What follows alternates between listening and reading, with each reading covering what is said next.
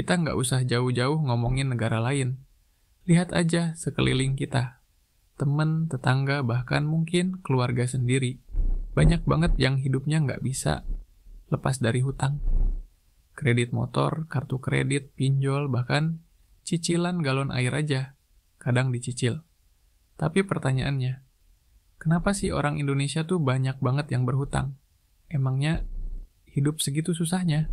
Atau justru gaya hidup kita yang terlalu dipaksain biar kelihatan mapan? Data dari OJK tahun 2023 menunjukkan nilai outstanding kredit konsumsi masyarakat Indonesia tembus lebih dari 1,8 triliun rupiah. Artinya, orang Indonesia bukan cuma suka belanja, tapi juga suka belanja pakai duit yang belum ada. Dan yang paling mengkhawatirkan, pertumbuhan pinjaman online terus naik tiap tahunnya.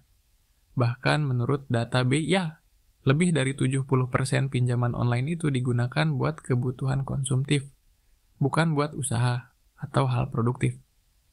Jadi ya jelas aja, ujung-ujungnya malah nambah beban hidup. Dan ini bukan sekadar angka.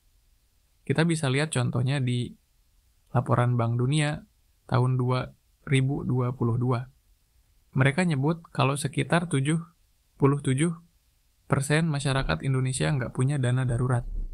Jadi begitu ada kondisi darurat, entah anak sakit, motor rusak, atau di PHK mendadak, opsinya cuma dua, gali tabungan yang udah menipis, atau ngutang. Nah, masalahnya, banyak orang Indonesia itu nggak cuma ngutang karena kebutuhan darurat, tapi juga karena pengen kelihatan naik kelas. Beli HP baru yang sebenarnya nggak butuh-butuh amat, cicil mobil padahal rumah masih ngontrak, atau liburan ke luar negeri tapi nabung aja belum pernah. Semua demi gengsi. Dan ini jadi budaya yang berbahaya. Kalau ngomongin soal budaya, kita juga nggak bisa nutup mata soal budaya nerimo dan jaim yang masih kental banget.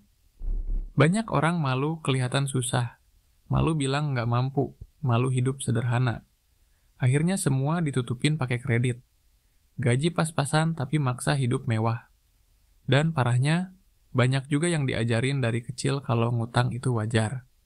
Bahkan dalam beberapa keluarga, kalau nggak bisa beli cash ya udah, cicil aja. Seolah-olah itu hal normal.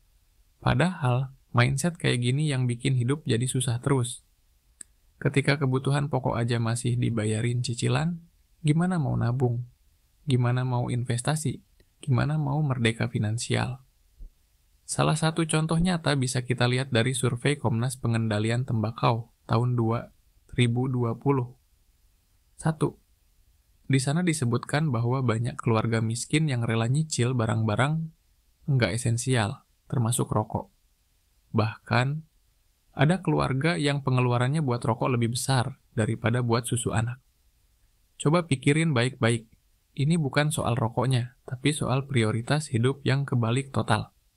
Dan ironisnya, ini sering terjadi karena tekanan sosial. Pengen dianggap biasa aja, nggak kelihatan susah. Sekarang kita masuk ke bagian yang lebih struktural. Gaji minimum di Indonesia itu masih rendah dibanding kebutuhan hidup. Misalnya, di Jakarta, UMP 2024 itu sekitar 5,06 juta rupiah. Tapi coba tanya orang-orang yang kerja di Jakarta, cukup nggak itu buat bayar sewa, makan, transportasi, dan kebutuhan harian? Banyak yang bilang, hidup dari gaji ke gaji aja udah ngos-ngosan. Jadi begitu ada keperluan tak terduga, ya pasti ngutang. Karena nggak ada opsi lain. Dan yang bikin makin parah, edukasi keuangan di Indonesia itu masih minim banget.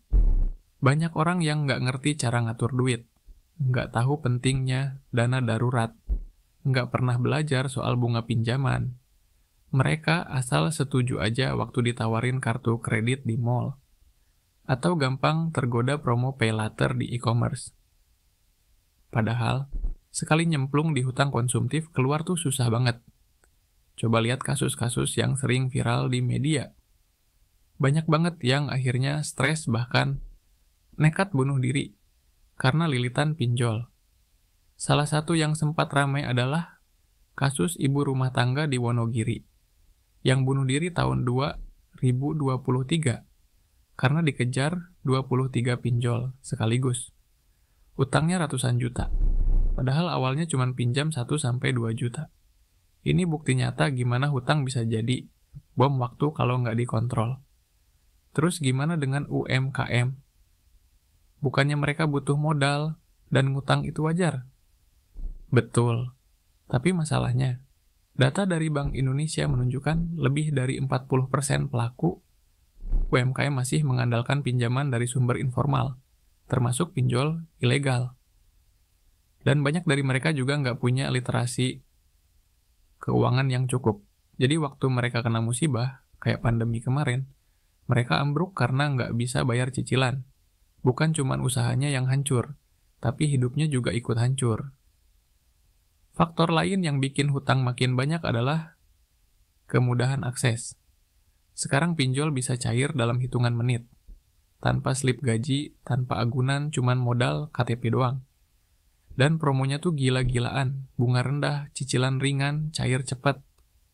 Padahal aslinya, banyak yang jebakan. Bunga bisa tembus 200% setahun, belum denda keterlambatan yang bikin utang makin numpuk. Nah, semua ini akhirnya balik lagi ke pola pikir dan gaya hidup. Banyak yang hidup di luar kemampuan, nggak mau nunda kesenangan, dan nggak ngerti batasan finansial pribadi. Mereka kejebak di siklus. Duit habis, ngutang, bayar cicilan, duit habis lagi, ngutang lagi. Dan siklus ini terus muter tanpa ujung. Buat kamu yang mungkin nonton video ini sambil mikir, wah ini banget nih hidup gue sekarang, tenang. Kamu nggak sendirian. Tapi yang penting sekarang bukan nyalahin diri sendiri atau keadaan, tapi sadar dan mulai berubah. Mulailah dari evaluasi gaya hidup.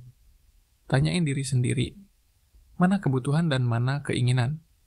Jangan semua dicampur jadi satu, terus dibela-belain pakai cicilan. Lalu, belajar ngatur uang. Dana darurat itu bukan buat orang kaya aja. Justru buat kita yang penghasilannya pas-pasan, dana darurat itu wajib. Karena itu benteng pertama biar kita nggak jatuh ke lubang hutang. Terus kalau udah telanjur punya hutang, prioritaskan bayar yang bunganya paling tinggi dulu, kayak pinjol atau kartu kredit. Jangan mikir bisa lunasin semuanya sekaligus, tapi fokus cicil satu persatu dengan disiplin.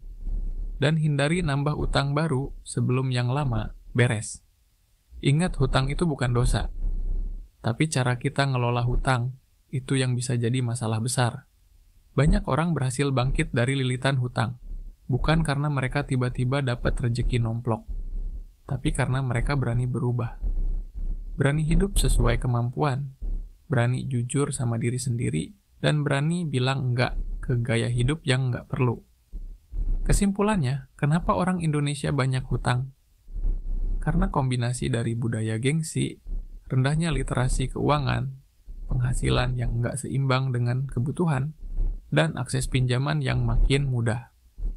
Tapi sadar itu langkah pertama buat keluar dari lingkaran setan ini.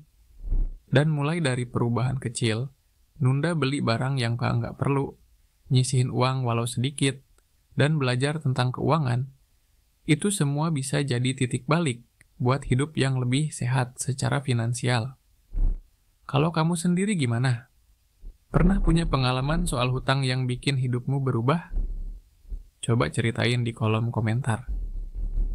Siapa tahu cerita kamu bisa jadi pelajaran buat yang lain.